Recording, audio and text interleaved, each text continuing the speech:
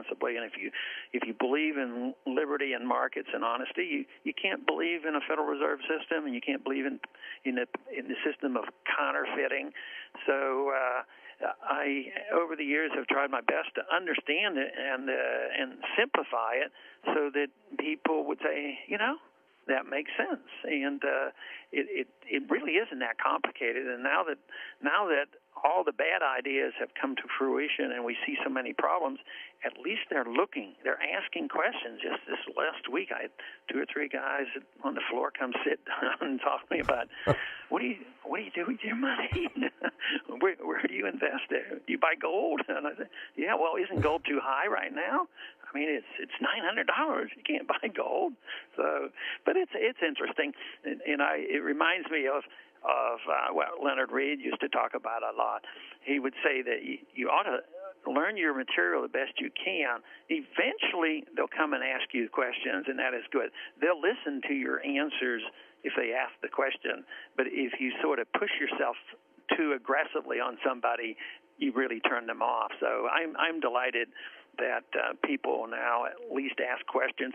And Lew, just recently I had one member come to me a couple of months ago, and he sounded so sincere about learning more about the Fed. He says, what one book would you read? And I said, well, in order to understand the business cycle and what went on, one of the books that impressed me the most was Murray's book on the Great Depression. So lo and behold, he came to me this week and told me he got it. He says, I'm reading it now for the second time. Wow. And he was just really fascinated with that. And I always considered that he was probably, just sort of mainstream Republican, and so many members are like that. Some of our supporters will paint everybody as evil and monstrous, but I see them as people who are just sort of molded by, current events and current thinking and what they've learned in college. But if there's reasons for them to look for different answers and they get a little bit of guidance, I think many of them will change their opinion. And I sense that is coming now just because what the government's been doing is such a failure. And that's why I think the young people are so alert to this. They see the failures of government, and they're more honest with themselves and saying, hey, this sounds like a bunch of baloney. I don't believe that stuff. And then when they hear a little bit about how the market really works, and you've seen it and have heard it and recognized how people are reacting on the campuses. But you had a lot of responsibility for that and have changed people's mind. The other day, I stopped on my way to Wake Forest on my way to Washington. We had 1,300 young people turn out. Wow. And the loudest cheers came when I talked about Mises and the gold standard in the Federal Reserve. But they knew Austrian economics. They know these terms. But interesting enough also, Lew, Bettina Graves was there visiting. So I thought that was pretty fascinating, too. She's a great lady. And, Ron, you mentioned, of course, correctly, the link between the Fed and foreign policy. And certainly the horrendous wars of the 20th century that killed so many millions of people never could have been fought without central banking. Bush never could have fought his Iraq war without the printing press. So they've got the printing press. They're talking about Iran. They're talking about Pakistan. I mean, do we face another war? Is Obama going to take us into yet another war? I think what you say is absolutely true, and that is what you see. They spend too much money, conservatives and liberals, even on war. And then there's debt, and the Fed is required to buy that debt and monetize it and cause the inflation. But right now there's something even more going on, and that's why this audit of the Fed is so important.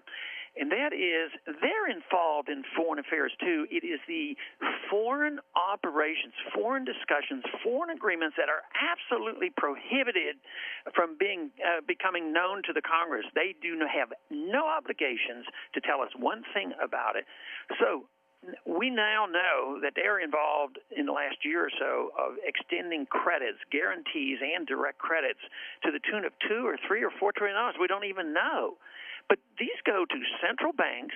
They probably go to big corporations and kind of things that we don't even see. So they're involved directly in foreign policy, as well as subsidizing the foreign policy that Republicans and Democrats promote out in the open, and they monetize it. So it is really a big thing. And that's why I am convinced if we ever get the audit of the Fed, matter of fact, this week I think we jumped up about 18 more people joined it. We're up to about 86 people. Wow. Have asked for the audit. So if we get the audit and get the books open, the people now will, I think they'll be very open to dealing with the subject in a serious manner of true monetary reform.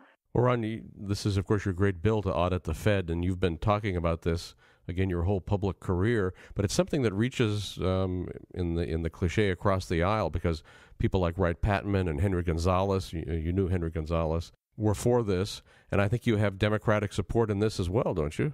Yeah.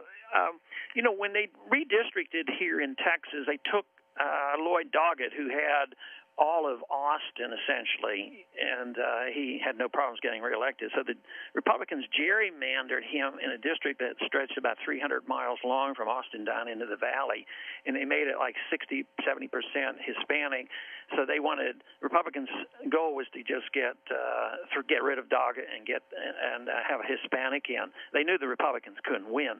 So they did that, but Doggett worked very, very hard, to his credit. And he's a liberal, but he's a pretty honest, straightforward liberal.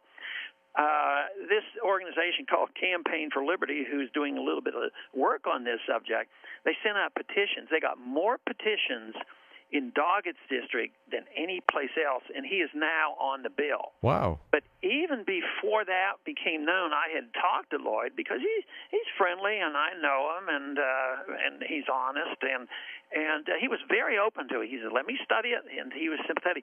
But that's part of that old Texas populism that exists, and it's still there.